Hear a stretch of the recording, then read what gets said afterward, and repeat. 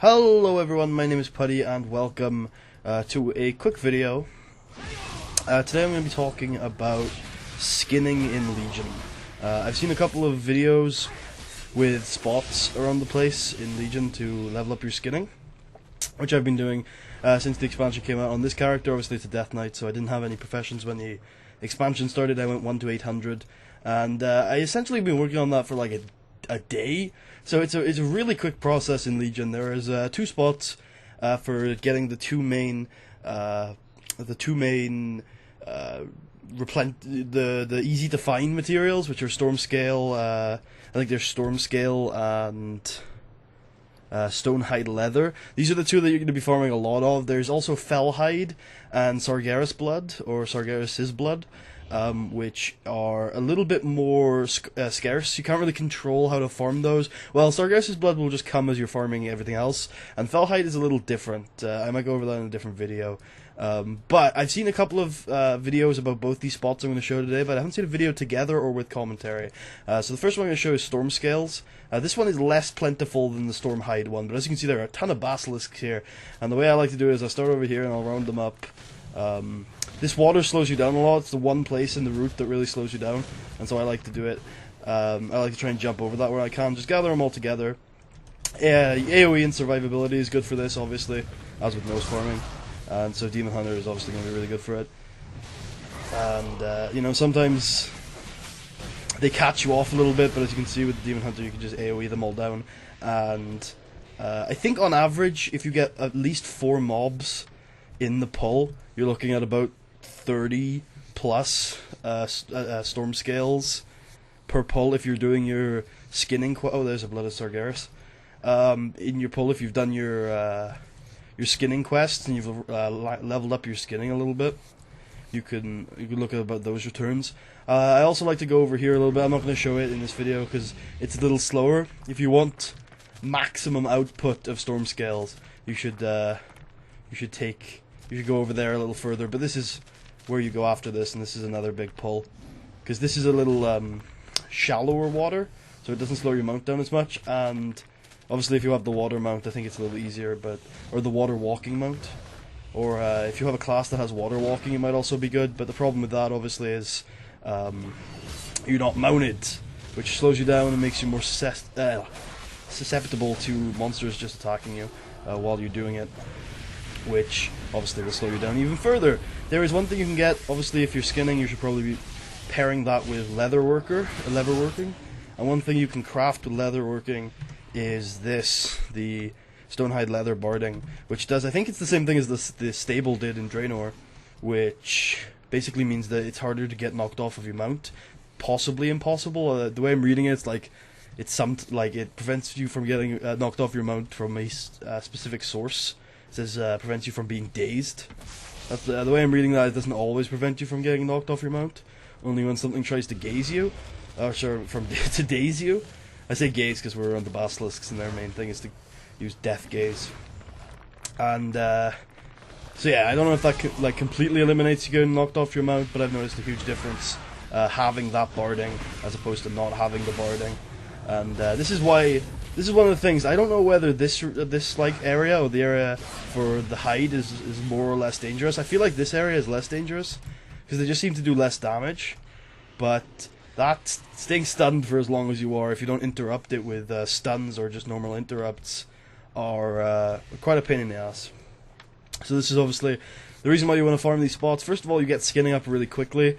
Like I said, I reckon you can get skinning from 1 to 800 in like 3 or 4 hours, I would say, if you're really pushing it and you're not seeing any competition. I'm quite a low pop server. This area seems to be quite contested for farming. This is the quietest I've seen it since I've been looking at it for the last 2 or 3 days, and usually I can only stay here for like 20 minutes before I start getting contested. I was just there for like half an hour and I didn't see anyone there, so that's really good. Usually you'll show up there and there's already people there. The area I'm about to show you is better in terms of you get more mobs, you get more pulls, you get a different resource, of course, you get the leather. But you get more mobs, which means your skinning gets up faster, And also, I've noticed for now that this is actually a lot less contested. Maybe it's because the scales are harder to get, so people are looking for farming locations for the scales and are not for the leather. But getting the leather is kind of useful. I've noticed with skinning, it seems to be a very popular profession, this expansion, mainly because skinning isn't, I think, an easier gathering profession than the other two. I think there are only maybe three. I can't remember how many gathering professions there are. There are at least three. Including skinning. Maybe it's that, but a lot of skinning materials, a lot of skinning crafts are less valued, or leatherworking crafts, I suppose, are less valued than other professions right now, possibly because so many people have rolled it. The other possibility is that because leatherworkers can make both leather and mail, that's reducing the value, and that's just my experience on the EU Chamber of Aspect server. So it could be different elsewhere. But I've noticed plate is the most valuable thing going around right now. Cloth is more valuable than leather and mail, and I've noticed mail to be slightly more valuable because if you actually have a look at the recipes, so I've just got the fell tanning part done of the quest line, so I've just got the first 815 stuff, and as you can see, it takes 80 Stormscales and 165 leather to make this stuff, and then if I go to the scale thing, it takes 250 scales, and scales are my S's are sounding harsh there, sorry, and scales are naturally harder in my opinion to find than the leather, so that's probably why, but I still think it's worth getting skinning up. There are a lot of things you can get with skinning to make it a really useful profession, even away from making money, because you can get these stomachs or something that you can harvest from mobs while you're skinning them. And that gives you random items of other professions like ores and herbs and stuff, I think. And so it makes it a really like jack of all trades profession, probably why everyone's rolling it. And then you can also have a perk, and I haven't got it yet.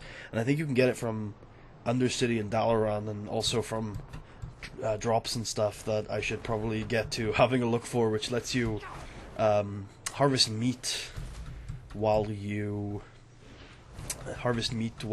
skin animals, which obviously helps with your cooking. So like I said, it's a very catch-all talent right now.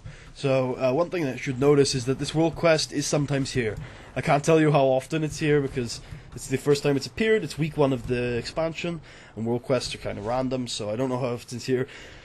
But sometimes when you're on this island, you will get Operation Murloc Freedom, which flags you for PvP if you're not on a PvP server. So if you want some real competition, and by real competition I mean actual like fighting for these spots, then yeah, that sometimes happens over here. If you don't want that, because sometimes it's a pain in the ass, then don't. So over here, I like to start over on this part of the island. You have a lot of these these Azuna lion seals. Yeah, that's what they are. Azuna lion seals, and they. This is the first pole. This is the slightly smaller pole, but it's still huge. And you come over here, you grab all these together, and then you've got like 6 mobs over here. And these respawn really fast. I mean, you saw, I didn't show you the basilisks over in the last spot, how often they respawn, but they respawn pretty fast over there. Over here, because it's such a small island, it almost feels like a skinning haven, because they respawn extremely quickly over here. And again, if you can get like 4 mobs in, you're averaging like around 30 a pull. Now this is a big pull. Yeah, here they are. Look at this. Now something I've noticed, you should be very wary of this, is twice I've tried to pull a pack about this size. Twice I fell rushed into the pack, and the game has crashed. Maybe the game does not like the amount of damage I was doing. I don't know the cause, but you should be very wary to try not to pull this giant pack like I'm pulling. Like, I think this is okay. I tried to pull the whole bloody thing once or twice, and it's just the game was like, nah, fam, nah. So, also, I came back and I was dead, so part of me feels like I might have just got one-shot by a PvP guy, but I don't know. It's difficult to tell. But if you pull reasonably, and also if you're higher item level geared than I am, I'm at 826. Both these spots are probably 110 spots. I think the Basilisk spot is probably okay a little earlier, These guys hit pretty hard, so if you want to be doing this efficiently, you probably want to be 110, probably want to be around 8-10 item level. If you're queuing for heroics, you should be okay. I'm sure with the Demon Hunter, this class, you could do it a little earlier, same with maybe the Boomkin. The Boomkin used to be a good farming class. I'm not sure how it's fared so far in Legion. I'm gonna die. I am not gonna die. There we go. Demon Hunter is very good for soloing and farming. And you are seeing a lot of them. I don't know what came over me when I rolled my Demon Hunter. I was like, oh, nobody's gonna re-roll. They'll stick to their old mains. I'll re-roll a Demon Hunter to be different. And I was like, oh wait, no, every edgelord is gonna re-roll a Demon Hunter. Now I just look awful. But it's really fun, so I don't even give a shit. It's a great class. And I'm also really bad at the game. So it's really fun. So yeah, you can. I'll do a full run of this place because I can show you how quickly they respawn. It's pretty ridiculous. And yeah, you can do probably about. You can probably do this in about 3 pulls. In all honesty, which is probably around what you want to be getting this in. But if you do if you get a big spawn when you first. Oh, here comes the PvP. I will escape. You can have your farming spot, okay? I was just trying to make a video, dude. Gosh. Alright, well, he can have those. But there's another. I'm gonna just try and zoom in. I'm not gonna try and kill him. He's probably gonna kill me. If you die there, by the way, you respawn there. The angels respawns you there, which is really useful. It also auto resurrects you if you wait long enough. I wouldn't recommend doing that. Just walk over the water, respawn yourself here, because you're faster walking over water as a ghost than you are as an actual human being. So, as you can see, the 3rd or 4th final pull you would do is you'd come down here. What I like to do is I get up on those rocks, I try and pull as much as I can, and then I get on that rock, I jump onto it, and then I stand and I do my AoE like I said, and then by the time I roll back around to the front of the island, they've respawned, although they probably aren't there anymore, because Mr. Alliance Dude is probably killing them all, but that's okay. I wonder if we can get some PvP to end the video. I've got a stun, you see. Which has been very fun in PvP so far, but I usually die anyway. I wonder. He's probably about somewhere. Or maybe he just took his... He just waited for me to like kill the entire mob pack, and then just murdered me and took the skinning. Which wouldn't be too bad. I don't mind leaving this. The one thing I say is that I know skinning materials are really good for leatherworking and making money, but the main reason why I wanted to farm this place was to get my skin up from 1 to 800. You'll get a lot of skinning as you just quest to do world quests and such. And also the world quests are going to be getting you Fellhide and things like that. So this is a good spot for getting to 1 to 800. Do your profession quests from Dalaran, and then yeah, that's about it really. I did that in the wrong order. I just did the AoE then the stun, which makes little sense because it increases the amount of damage I was taking. There you go. I managed to show you the final pull anyway. It wasn't quite the way I do it, and sometimes I get those guys, or sometimes I put those guys in a different pull. I usually leave him. It's just not worth the time, because I could just leave him, head back to the front, and already I've got another full pull to do. Something that gets frustrating sometimes is when you kill off those guys over there, while you're still skinning, they start to respawn, and you're just kind of stuck there killing one mob at a time, which is never good for efficiency, because you want to be killing...